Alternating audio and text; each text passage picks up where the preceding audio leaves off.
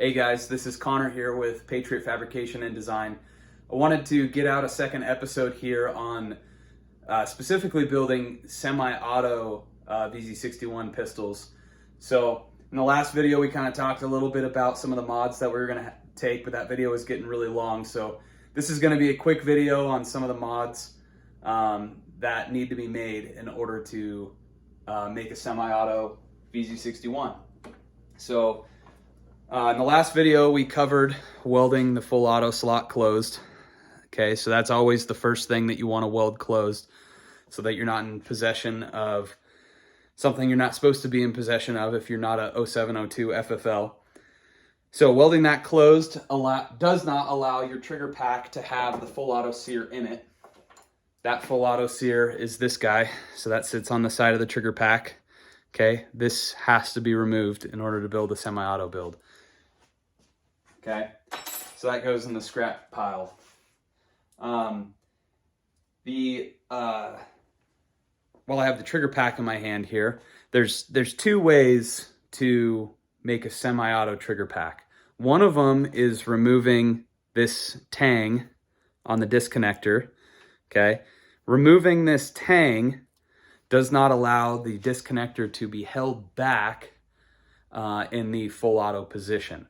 So essentially, if just by leaving your full auto sear out isn't enough, because if you have your gun in the full auto position, the disconnector will still be held down by your selector. So you can remove this tang, and that's one way to do it. I actually don't do this way.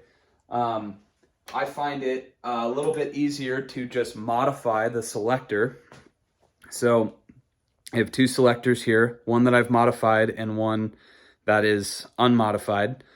So in your selector, or in your parts kit, you'll find that your selector has two holes, okay? Yep, two holes, okay? One of them's for semi and one of them's for full auto, okay? The full auto hole is going to need to be welded shut, and that is the hole right here on the side. The hole on the bottom, which is more in line with the selector lever, this hole is your semi-auto hole, so that stays open. You want to leave that open. Don't accidentally weld your full auto or your semi-auto slot closed and leave the full auto one open. So you got to weld this guy closed, okay? So that is that hole right there on the side. And that does not, that will ensure that your trigger cannot be pulled in the full auto position, okay? So this little tang in the trigger pack goes up into that hole when you pull the trigger. So if you fill that hole in, you will not be able to pull the trigger in the full auto position. So that essentially creates two safeties. So you'll have your original safety position, all the way forward will also be a safe, and then your semi-auto will be in the rearmost position. So that's the way that I like to do it. I find it a little bit easier. You know, you can pick up extra selectors on Checkpoint USA, you know, if you mess it up. It's a cheap part to replace. And it's probably more readily available than finding a whole new trigger pack, because you probably have to buy a whole new trigger pack if you mess up your disconnector tang and have to disassemble it, and it's a little bit more complicated. It's doable, but if you have to rebuild it, you can. It's just a little bit more cumbersome.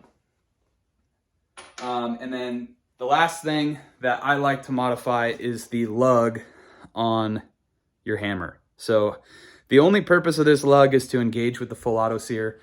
You know, if you're building a semi-auto build and you weld that slot closed on your receiver, you're not going to be able to put the full auto sear in there anyway. So I take this off. Now, Southern Tactical, as we talked about in our last video, does not take that lug off. And, you know, maybe it's just an extra precaution that is unnecessary, but if you're building a semi-auto build, there's no reason to not take that lug off and grind that flat. Last thing I want to talk about is the jigs. So these are the jigs. Talked about them a lot in the last video. We used them in the last video to weld up our receiver. My biggest question from the last YouTube video was price of these jigs. So I am fairly competitive with these jigs. I sell these for $110 shipped in the United States. So that's fairly competitive for what other jigs go for out there on the market. They were $100 in the past, and then I started including the copper pins in the jig kit as well. I don't really make money on the copper pins. It's just an upgrade that I felt was necessary for the kit. So I upped the price $10 just in order to cover my cost to make the pins. So that's it. It's, you know, $110. Fairly reasonable to get a jig for the VZ61. It's a lot better than the alternative of buying a $350 receiver to make your kit usable. So that's it for today's video. That's all I really had planned for tonight. I just kind of wanted to get that information out there. I should have another episode in the next few days, maybe in the next week.